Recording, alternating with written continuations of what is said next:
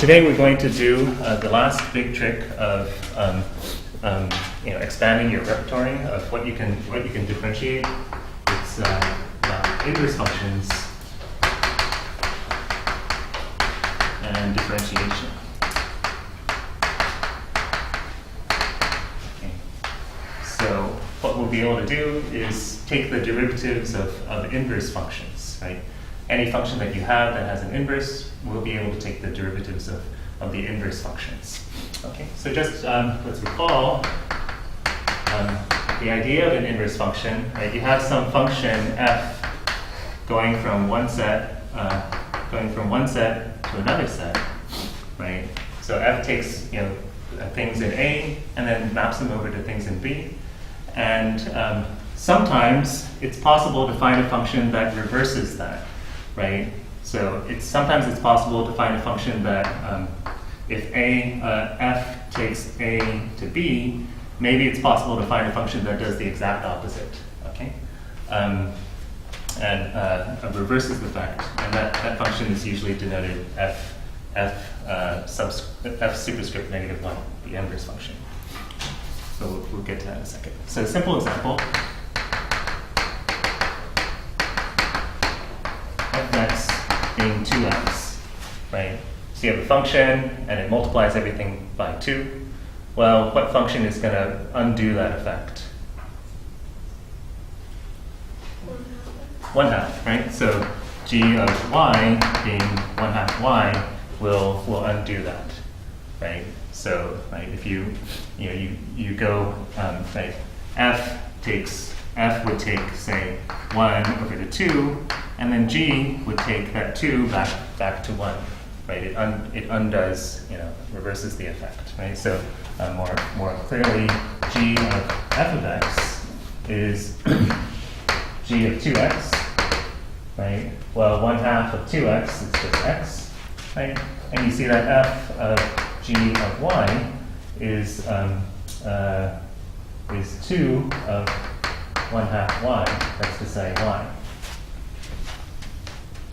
Right. So if you take something and map it through g, and then map it through f again, you end back where you started. Similarly, if you take something and you map it through f first, and then map it through g, you return to whatever you started. Right.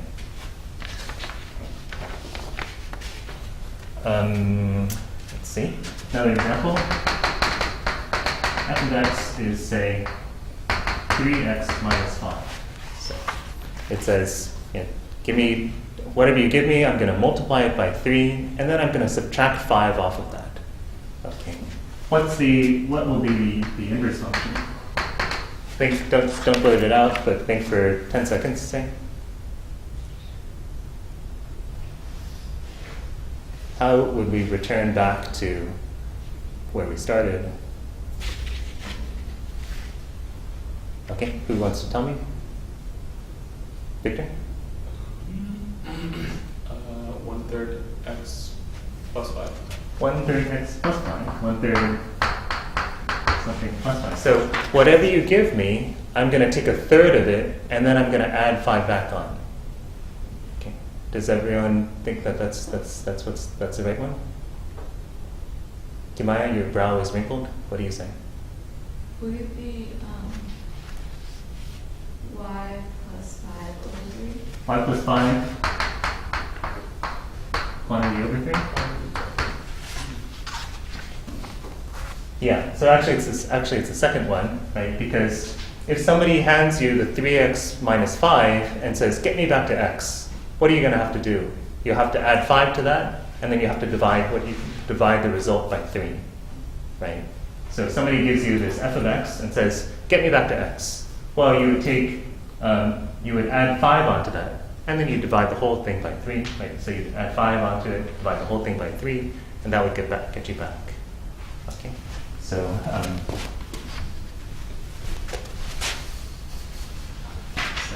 say this is y plus 5, right?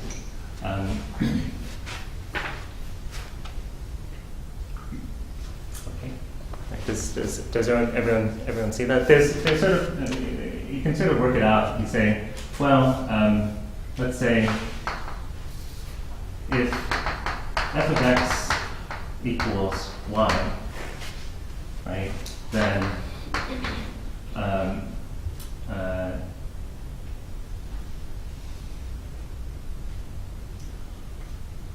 right, so if f of x equals y, that's to say 3x minus 5 equals y, then what do you know? Then you know that 3x equals y plus 5. That's to say that x equals y plus 5 over 3. Right? So this is saying that f of x equals y. Right? And if you solve for x, you're going to get the inverse function. Okay, so here, this one here, this b of y is y plus 5 over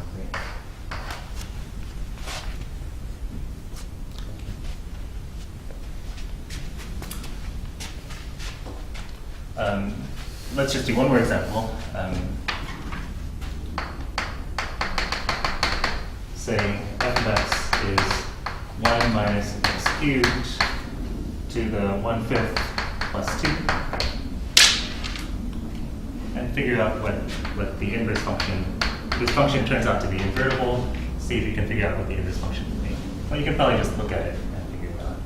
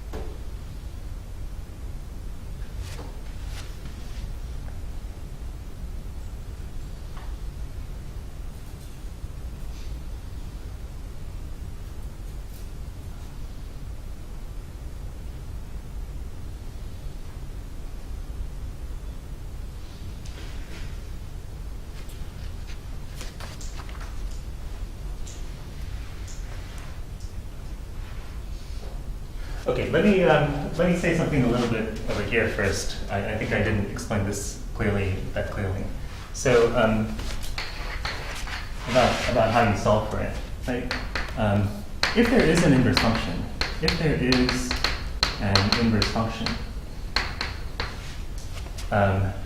and let's say, suppose you know that f of x equals y. Then, if you apply the inverse function to both sides, you'd get that x equals f inverse y. Right? F of x equals y if and only if x is f inverse of y. Right? The inverse function, like if f takes x to y, then f inverse takes y back to x. Right? If there is an inverse function, then this is true if and only if this is true. Right? Okay. So now over here we had 3x minus 5 equals y. Right? And we solved for x, right? We said that gives you x is equal to y plus 5 over 3. Right?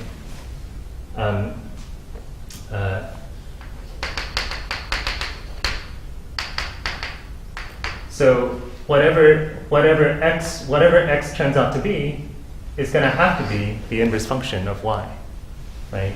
So you just, whenever you have something like this, whenever you have f of x equals y, and you solve for x, well, the right-hand side is going to be, the right-hand side is going to be the inverse function, Okay, so for example, over here, right, we have 1 plus x cubed, 1/5 plus 2 is y.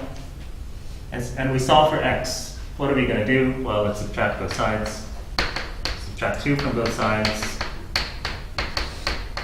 Let's take the 5th power of both sides. Right? Let's subtract 1 from both sides. And then let's take the cube root of both sides.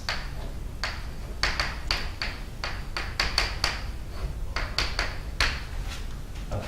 And you solve for x, and you say, okay, well, this came from f of x equals y, and so this whatever this thing on the right hand side must be, it must be f inverse of y. Okay, so that tells you that that f inverse of y, the inverse function must be this guy here, right? Y minus 2 to the 5th minus 1 quantity to the 1/5. All right. I didn't know you were allowed to take the entire equation and to put it use the 5th power. I'm not sure how to articulate that. I didn't know you were allowed to multiply both sides of the equation or raise them to the 5th power. You can, right? Because if this is equal to that, then certainly the 5th power of the left side equals the 5th power of the right side. If a equals b, b to the 5th, a to the 5th equals b to the 5th. Right. It's legal.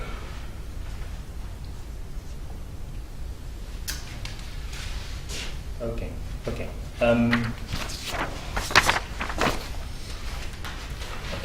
Last example. Okay, so f of x equals x squared on R, say. F of x equals x squared, and somebody asked you, I'd like to have an inverse function of this function, right? What would it be? Yeah, Claire. Plus or minus x? Plus or minus x. Well, no, you have to tell me plus or minus. You can't tell me plus or minus. Right? You have to give me a real function, not a function that says, I think it's one of these two. Okay. Right? So what's the answer? Do you mind? The root of x? You mean the positive root of x? Or the negative root of x?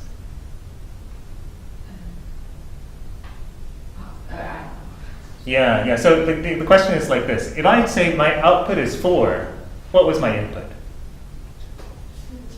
No, it was negative 2. So the answer is that you don't know. The answer is you don't know. Right? This function doesn't have an inverse. This function doesn't have an inverse. Right? So given the output, one is not certain of the input. One cannot determine exactly the input. Right? This is not this function is not invertible. Right? There is no function that gets you home again because you don't know, you can't tell if what you're given was what the input, if the input was positive or negative.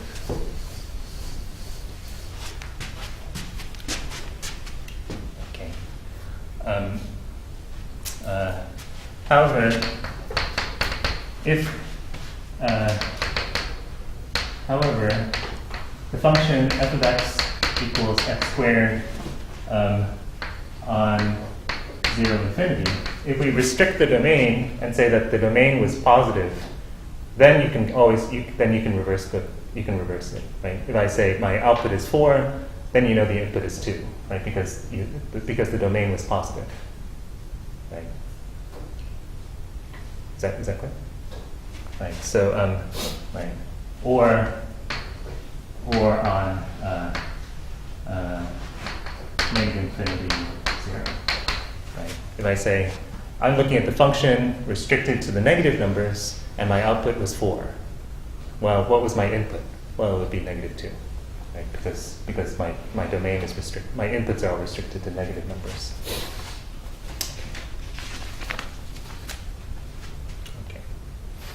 Okay. Okay. So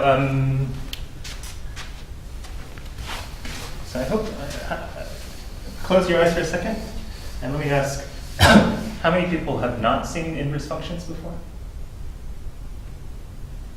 Okay. Open your eyes, please. Thank you. Okay. So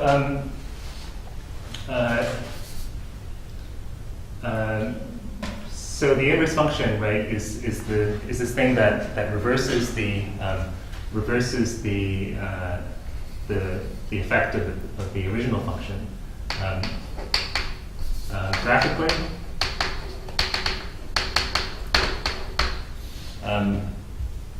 Right, a point xy is on the graph of f. Okay. So remember what that means. If xy is on the graph of f, then that means that y equals f of x. Right? Y equals f of x. Right? So we have something like this. X is taken to a height y by the function f. Right? So the graph of f.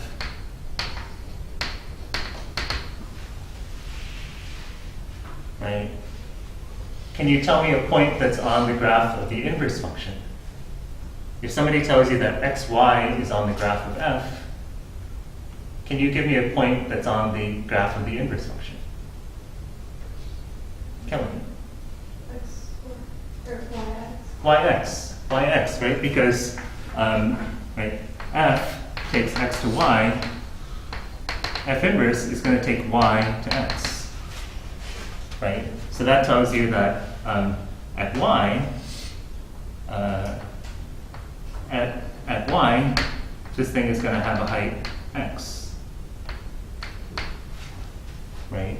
Because x is f inverse of y, right? So the point xy is on the graph of f, if and only if yx is on the graph of f inverse. Okay.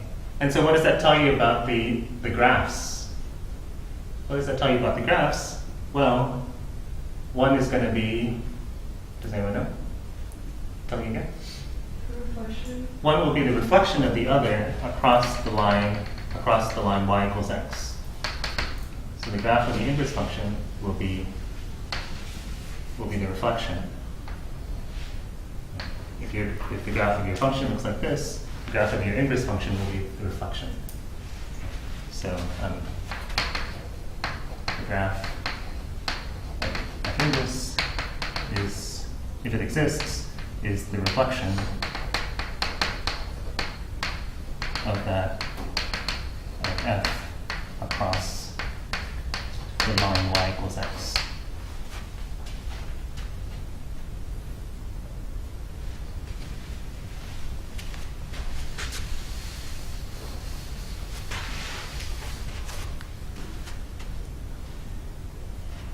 Okay. So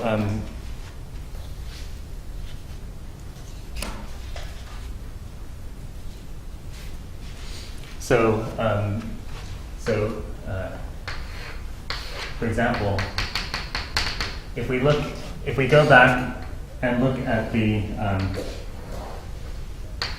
x squared function, f of x equals x squared, f of x equals x squared, and we take the reflection of that.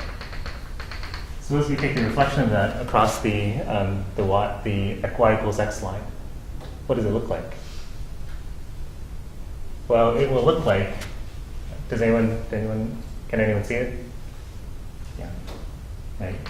You get this part, and you also get this thing here. Right. So this thing would be the reflection, right? And you see, this sort of gives you a sense why x squared is not invertible, right? when you reflect the graph of it, you get something that's not the graph of the function. Right? Because it fails the vertical line test. Right. However, if you just took, if you restricted the domain of x squared to the positive numbers, then that's okay, right? That actually is invertible, right? And its inverse function is the square root function, right? So this is the square root function, right? And if you restricted your inverse function to, if you restricted x squared to the left side, well, then you would get this thing, which is the negative square root function.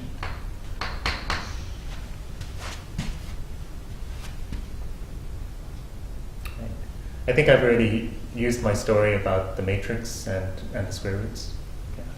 So I won't say it again.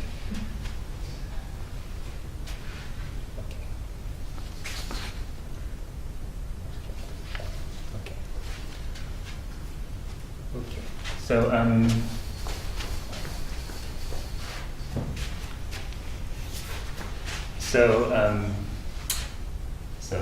sorry, I should have said this earlier. A function f going from a to b is called invertible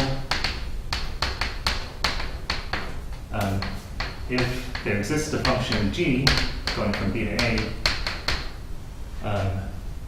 for which f composed with g of a is a, and g composed with f of b is b. So if there's a function that cancels off the effects of f, in either direction, then we call these guys inverses of each other. So in which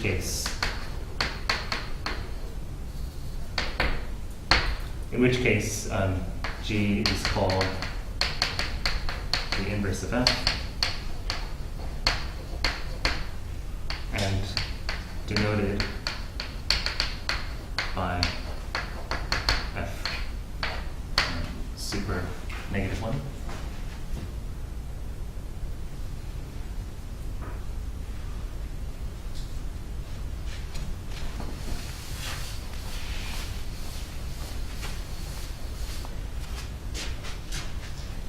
And what we're seeing in these pictures is that if you have two different values that get sent to the same height, then there's no inverse, right? If you get two values that are sent to the same height, then it's impossible to invert it because the reflection would fail the vertical line test. Okay, and so we have a way of saying this mathematically.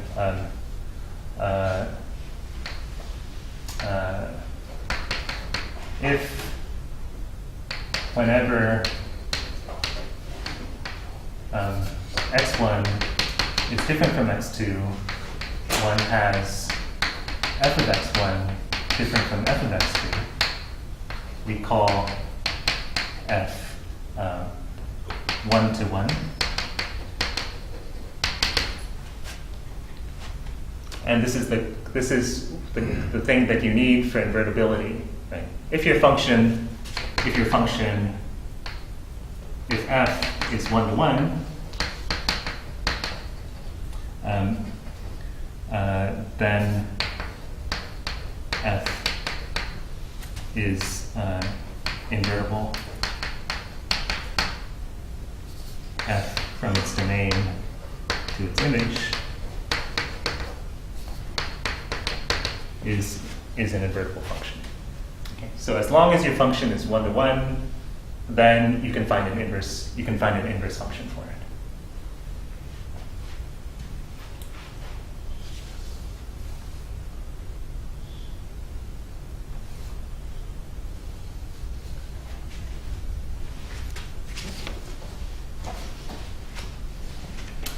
Okay.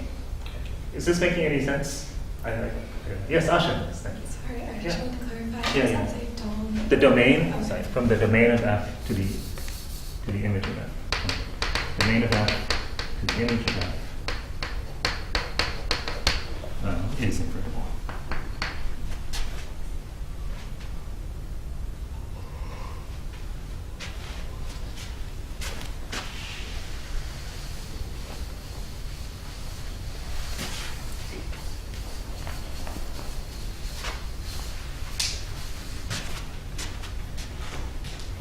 Okay, so let me ask you, is the sine function invertible? Is sine an invertible function? So to answer that, you'd say, well, is sine a one-to-one function? Whenever you have two different inputs, you end up with two different outputs. Is the sine a one-to-one function? No, right? Very much no. The sine function, if I say, I'm thinking of a number whose and the sign is 0. I'll give you $1 billion if you tell me what number that is. What number is it?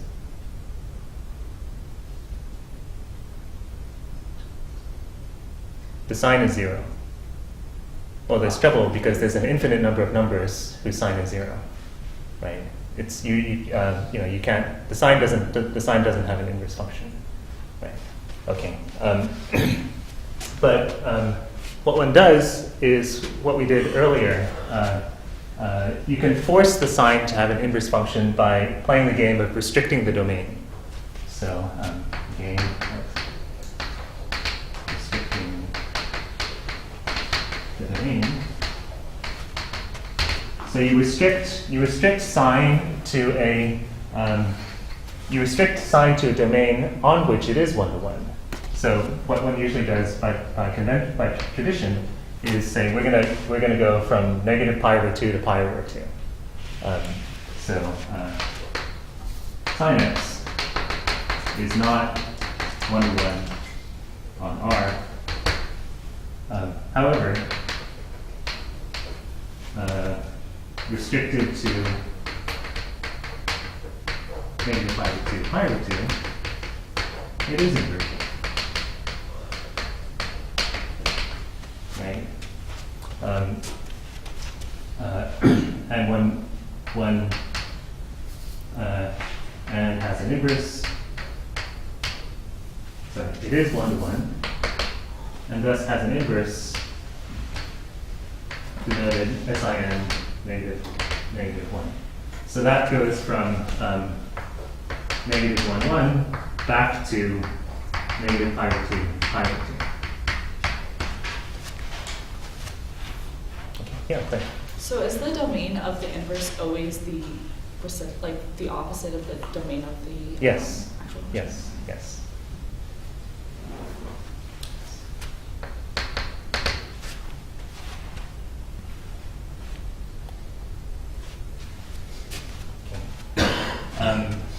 And for example, the cosine, where do you restrict the cosine to? 0 to pi. Yeah, people, so I was hoping to trick somebody into saying, don't you just restrict it to negative pi over 2, pi over 2? Right? But no, you're not so easily tricked. You see what would happen, right? If we restricted it to negative pi over 2, pi over 2, well, it's not one-to-one there, right? It's 2-to-1. Right? Two different values end up to be the same height. So instead, one restricts it to 0 pi. So the cosine, similarly, cosine restricted to 0 pi is invertible. Right. This is the notation. This is the notation for restriction. The cosine restricted to 0, pi.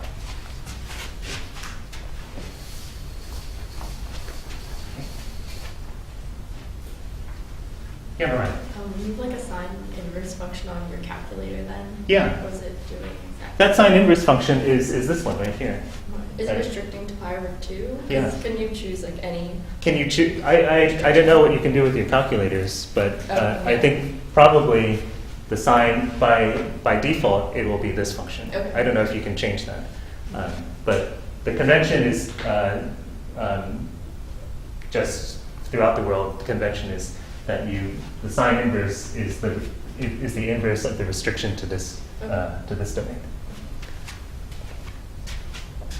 Okay. And what about e to the x? What about e to the x? Is that a do we need to do anything to that? Is that a one-to-one function? That actually is a one-to-one function, right? E to the x. So it's a one-to-one function. Its reflection is like this. It's called the natural log.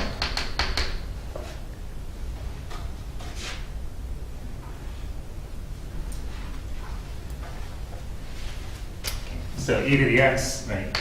The exponential function goes from r to 0 infinity.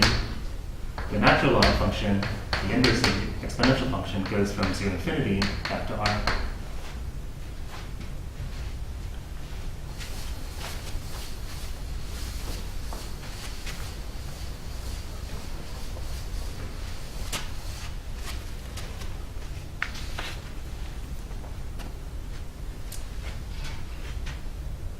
Okay, so now we're going to get to the main ideas here.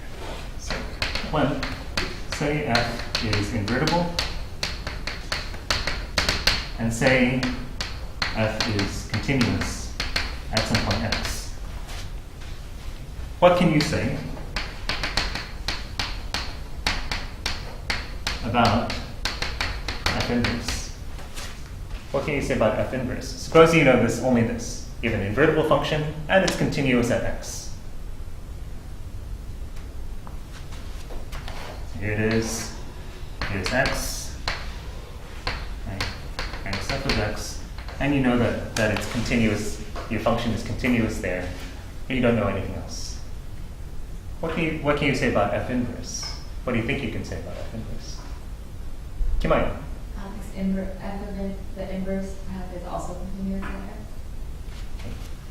F inverse is continuous at x.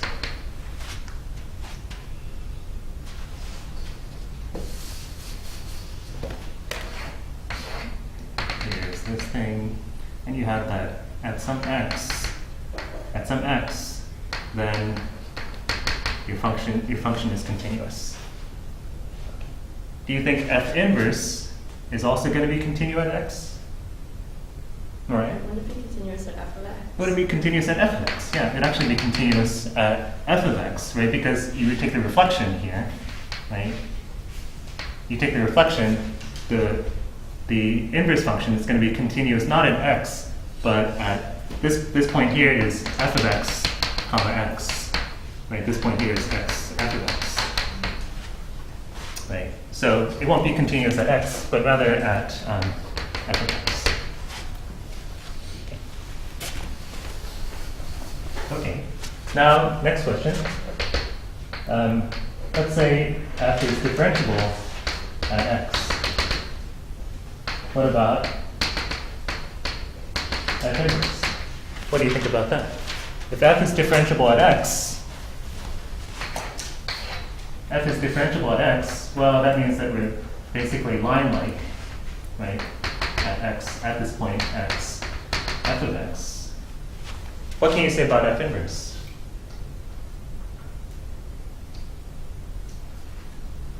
What do you think you can say about f inverse? Go ahead, Mariah, say part of it. Same thing. Same thing. It's going to be differentiable. F prime x, f prime will be differentiable at f of x with. Can anyone see what's going to happen? What will be the relation between the derivatives? Are they going to have the same derivative? They'll be like reciprocal. Reciprocal. Yeah, I think that's what you mean by inverse. They'll be reciprocal, right? Right. If you have a triangle here, right, then you're going to have the reflection of that triangle down here, right? And so so you're going to change rise and run to run and rise, right? And so the slopes are going to be reciprocal of each other. So with f prime of x times f inverse prime of f of x, equaling 1. Right? They're reciprocal. You just said it, I just wrote it. Don't look at it. Don't look at it like that. It's just what you said, Mariah. With reciprocal slope. That's the problem with notation. Well, you could say that's the good thing about notation. You can say something simple and make it look really cool. You say, oh yeah, f prime x times f inverse prime f at f of x equals 1.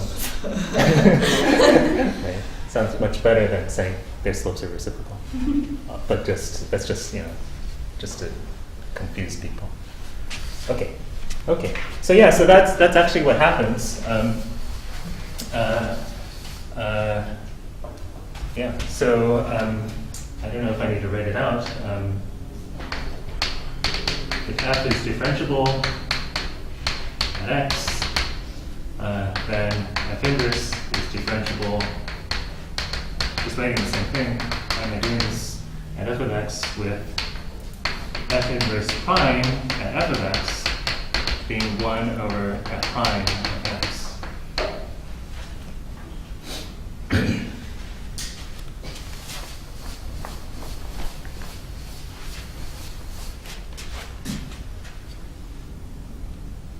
Okay.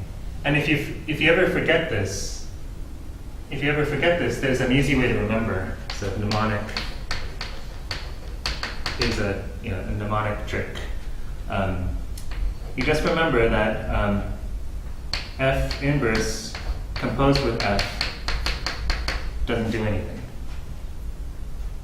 And then you differentiate both sides, right? And you use the chain rule.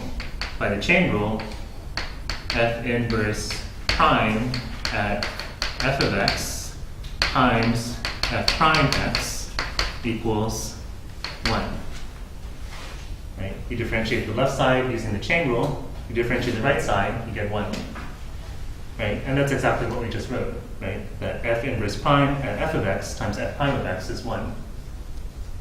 Right? So if you ever forget, and you can do it in the opposite direction too, f of f inverse of y is y, differentiating both sides with respect to y, you get f prime f inverse y, f inverse prime y equals 1,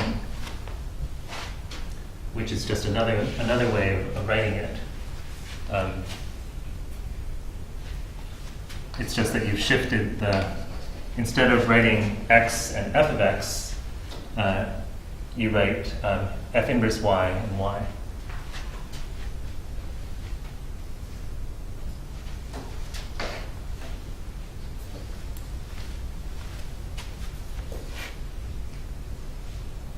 Okay. Anyone confused? Anyone have questions? Okay. Let's do the one important example. You know that the exponential function and the logarithm function, the natural log, are inverses of each other, right? So let's differentiate that. X prime, a natural log of x, times the derivative of the natural log equals 1.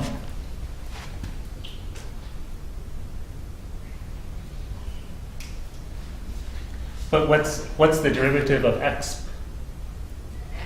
Exp again, right? So we get x of natural log x times the derivative of the natural log of x equals 1. But these guys are inverses of each other, so that says that x times the derivative of the natural log is 1. In other words, the derivative of the natural log is 1 over x.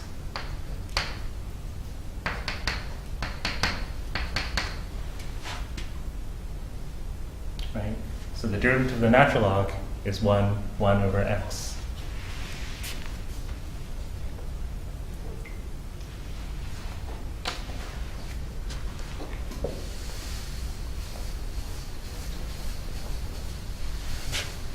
Let me give you one thing to work on just for a minute. Let's say f, so here's the last exercise. Say f is invertible and that 2, 3 is on its graph, and say that f1 with 2 is 1 over 7. Give an equation for a tangent line to f inverse's graph.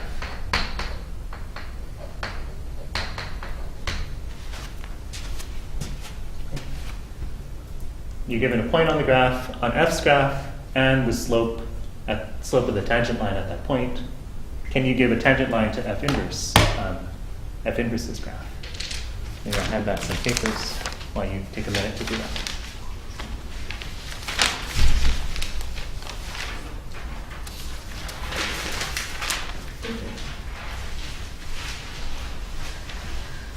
Okay, does somebody know it?